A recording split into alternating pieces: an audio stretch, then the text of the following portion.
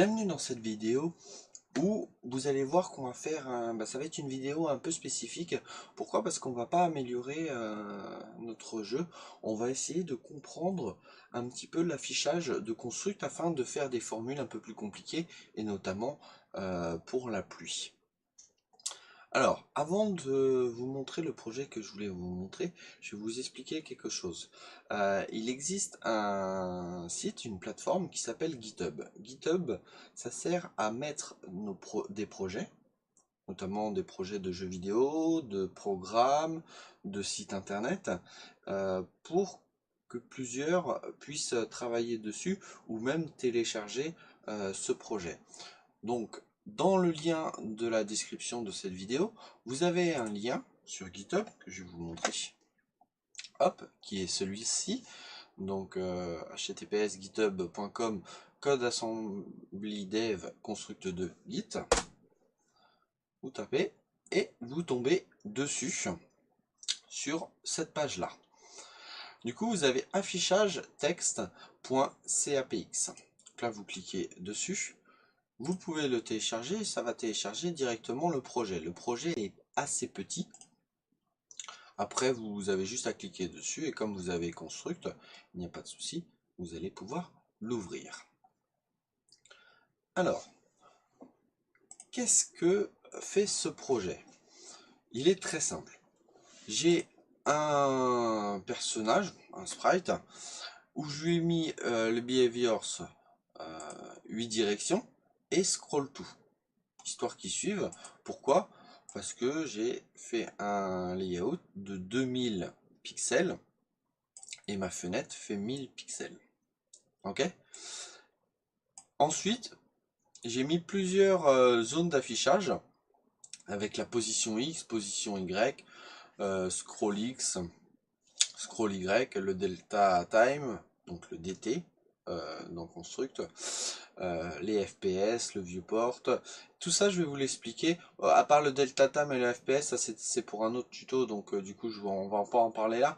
Nous on va plutôt se focaliser un petit peu sur quelles sont les mesures de l'affichage qu'on peut en avoir besoin. Et c'est important de comprendre pourquoi, parce que vous allez voir que dans les prochaines formules qu'on va faire, il va y avoir à peu près tous ces éléments là. Et si on ne les comprend pas, du coup ça va être compliqué, à moins que vous vouliez juste recopier, et là il n'y a aucun souci. Mais si un jour vous avez un souci ou vous voulez le reproduire sans recopier, vous allez voir que ça va pas être possible. Pourquoi? Parce que vous n'avez pas eu la logique de comment ça fonctionne.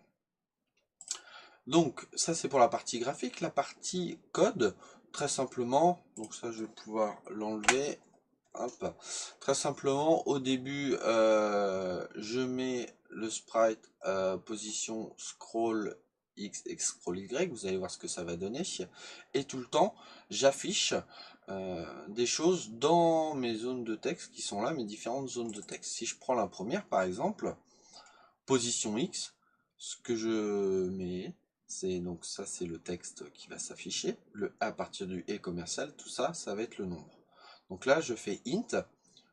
Le int, en fait, permet d'afficher un chiffre entier, sans les virgules. Et, entre parenthèses, je mets le chiffre. Donc là, c'est la position X de mon sprite. Si j'enlève, alors je vais l'enlever en faisant un copier-coller, parce que je vais devoir le remettre. Hop. Si par exemple, je tape une autre lettre, peu importe, vous voyez que il y a déjà dans Construct 2 plein de formules déjà préexistants, et ça c'est des chiffres qui sont déjà calculés pour vous. Le souci, c'est qu'il faut apprendre à s'en servir, parce que vraiment il y a plein de choses. Donc on va pas tout voir parce que la vidéo va être trop longue, mais on va essayer de détailler certains. C'est parti. Donc là, je vais avoir une erreur, voilà, parce que j'avais oublié un petit F. Ok.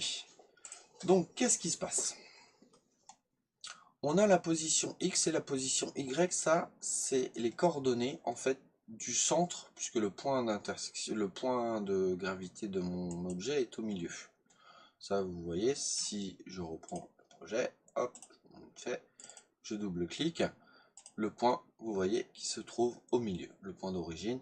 Et c'est à partir de ce point d'origine qu'on calcule les coordonnées. Donc, ici. Donc, à partir de ce point-là, on détermine la position en X, la position en Y. Si je bouge, et que j'appuie sur la bonne flèche, voilà, les coordonnées, du coup, changent. Donc là, je monte, donc ça diminue les Y, je descends, ça augmente, sur la droite, sur la gauche. Très bien, ça c'est relativement simple, je pense qu'il n'y avait pas besoin d'avoir plein d'explications, on sait déjà le faire.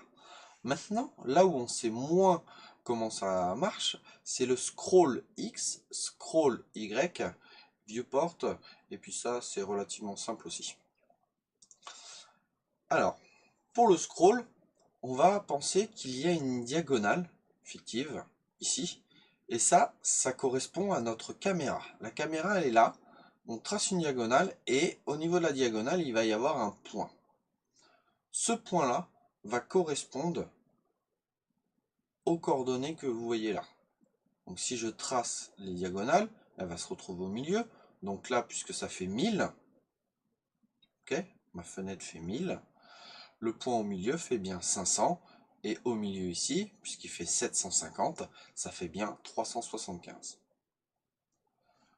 Maintenant, si je me déplace là, les chiffres ne bougent pas. Pourquoi? Parce que le centre de ma caméra n'a pas bougé.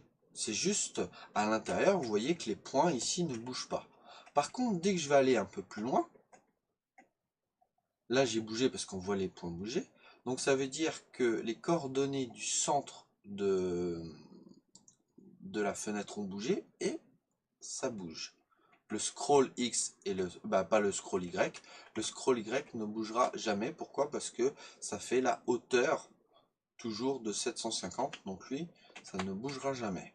Par contre, là, le scroll X va bouger. Alors, ça ne bougera jamais dans ce projet. Hein. On peut très bien avoir un projet. Hop. Là, vous voyez les pointillés. Je ne sais pas si c'est bien clair. Attendez, je vais essayer de... C'est que j'avais mis un fond. Le fond, il est sur le 0. Hop.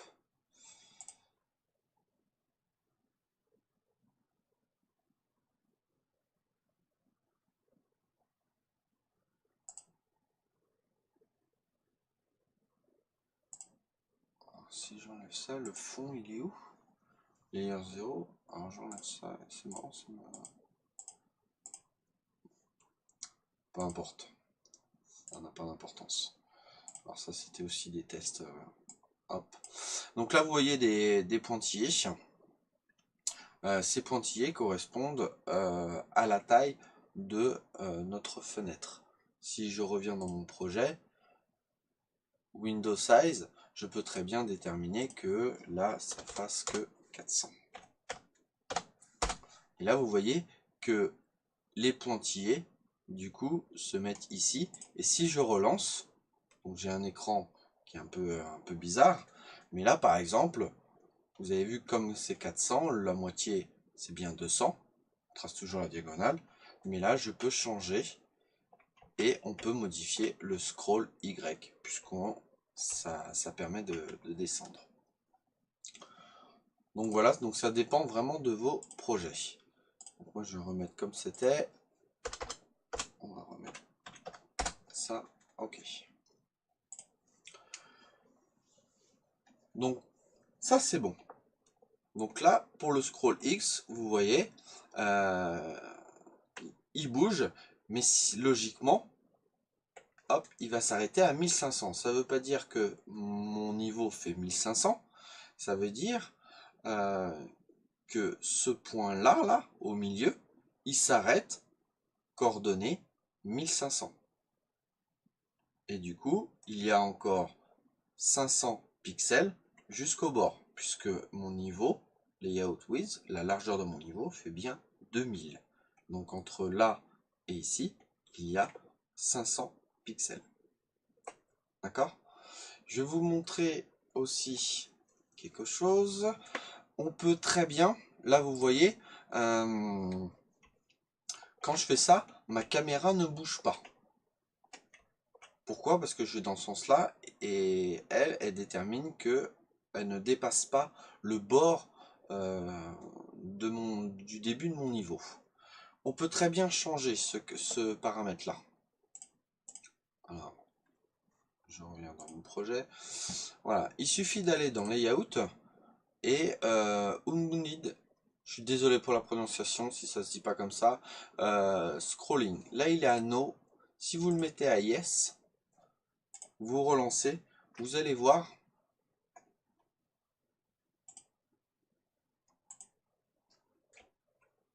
Voilà. Que là, par exemple, mon personnage reste toujours au centre de l'écran et c'est bien. Et c'est bien du coup la caméra qui se déplace. Sauf que là, du coup, elle va au-delà du bord.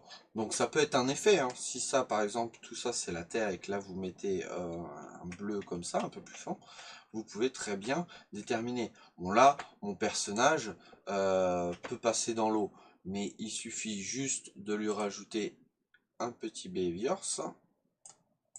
Hop, qui est très simple, qui est celui-là, Bound to Layout. Hop, et là, ça fait la même chose, sauf que je ne peux pas passer, je ne peux pas sortir de mon layout. Donc voilà un petit peu pour le scroll. C'est relativement simple, mais il faut le savoir. Si on ne prend pas le temps de comprendre quels sont ces chiffres, ça va être compliqué après pour la suite. L'autre chiffre, alors je vais juste remettre un O ici. Hop. Au pire ça je peux le laisser, il n'y a aucun problème.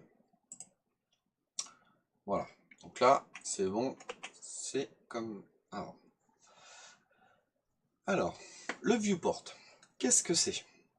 Ça c'est pareil, on va en avoir besoin pour la pluie. Et moi ça m'a pris un petit peu de temps pour... Oh là, c'est quoi la différence entre Scroll X, le viewport, tout ça?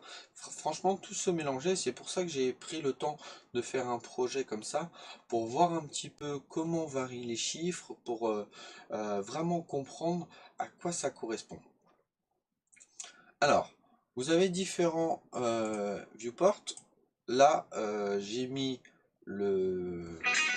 hop, j'ai mis le left. Alors, excusez-moi. Du coup, hop, voilà. Donc, le viewport ici, mais on peut très bien déterminer. Alors, je vais le réécrire parce qu'en plus, il y a une particularité. Vous avez viewport button, left, right et top. Et je vais vous expliquer en fait à quoi ça correspond. Donc là, moi, j'avais pris left pour les exemples. Donc là, si vous faites done, ça ne va pas marcher. Il va vous dire, ah, ok, le viewport, mais sur quel layers? Moi, du coup, j'avais mis le layers 0, ce qui correspond au premier. Là où est tout. En fait, les autres, je peux même les supprimer parce que je crois qu'il n'y a rien dessus. C'était pour des tests. Toc. Alors, le viewport, en fait, c'est l'écran, ici, que vous avez. Ok? Ça, c'est l'écran.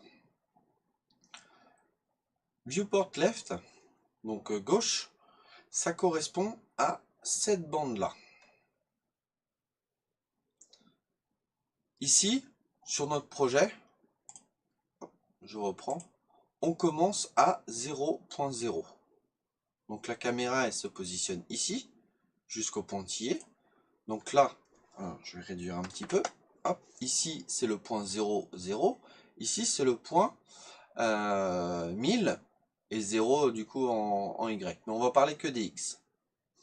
Donc là, 0, 1000 et 2000.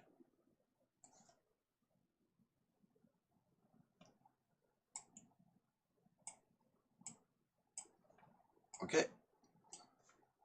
Ce qu'il est important de savoir, c'est que la caméra se déplace. Et ici, le viewport, en fait, je vais vous remontrer sur le projet, ça va être plus parlant. Le viewport, en fait, c'est les coordonnées X d'ici. Vous allez voir que là, ça ne change pas, parce que l'écran ne bouge pas. Mais dès que l'écran bouge un petit peu, vous voyez que mes coordonnées se déplacent. Donc là, la position X de cette barre-là, elle se trouve à 332 pixels. Voilà. Et vous allez voir, si je vais jusqu'au bout, elle se retrouve à 1000 pixels, ici. Pourquoi? Parce que entre ici et ici, il y a 1000 pixels. Ce qui correspond, hop, ce qui correspond ici, 0, 1000. Et comme on déplace la caméra et que quand on est arrivé ici, ça ne bouge plus, ici on est à 2000, donc on s'arrête bien ici. Hop, et les coordonnées, c'est 1000 et 2000 ici. Donc voilà un petit peu pour le viewport, et vous pouvez vous amuser à faire le viewport en bottom, donc du coup le bas, top, le haut et right, la droite. Et pareil, ça fonctionne exactement de la même manière, ce qui correspond à la position X pour le left et le right, et pour le top et le bottom, du coup ça sera la position en Y. Voilà. Pour les autres c'est relativement simple. Windows width, du coup ça correspond à la taille en pixels de tout ça. Voilà. Le layout width, ça correspond à la taille entière de notre layout. Donc là, on est ici, ça fait bien 2000 pixels. Et le dernier point, origin Windows width. Donc ça correspond à la taille de notre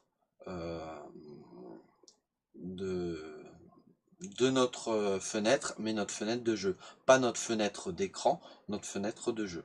Donc là, on est bien à 1000. Donc là, vous voyez qu'il y a 320 pixels de différence, et ce qui correspond aux bandes noires de chaque côté. Donc voilà un petit peu pour ces chiffres.